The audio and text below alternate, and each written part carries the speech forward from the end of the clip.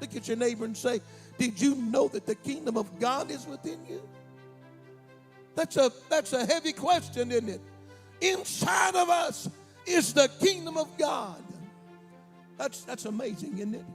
When Jesus was in the upper room, and that little upper room, and he took communion or the Last Supper with them, and he eat of the lamb and drink of the wine and eat of the bread, and they had their feast, that Passover lamb.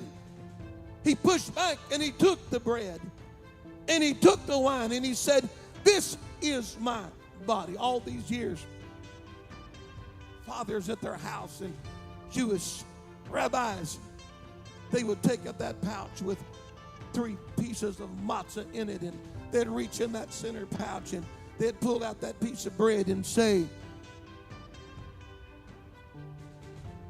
this is Isaac. Jesus is about to break tradition. He reaches in and pulls it out and said, this is my body. For the first time in Jewish history, at the Passover supper, no one had ever said that before, but now Jesus said, this is my body. This is my blood. When you do this in remembrance of me. I wish I could talk about the word remember. Oh, there's a message there. Remember yourself to something.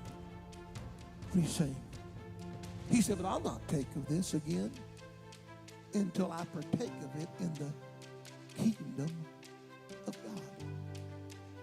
Then he said to his disciples, some of you standing here shall not taste of death until you see me coming in my kingdom.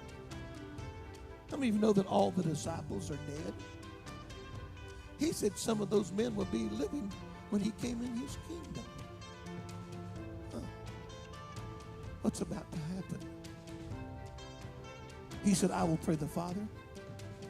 He will send you another comforter, which will abide with you forever, even the Spirit of truth, whom the world cannot receive, because it knoweth him not, neither seeth him, but ye shall know him, for he dwells with you and shall be in you. Then he went down and said, I will not leave you comfortless.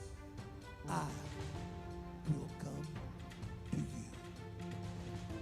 Not in the sonship, not in the creative being of the Creator, not as a seed of woman in Genesis, a Passover lamb in Exodus, not as a high priest in Leviticus, not as a cloud by day and a pillar of fire by night, not as the manna that fell from heaven.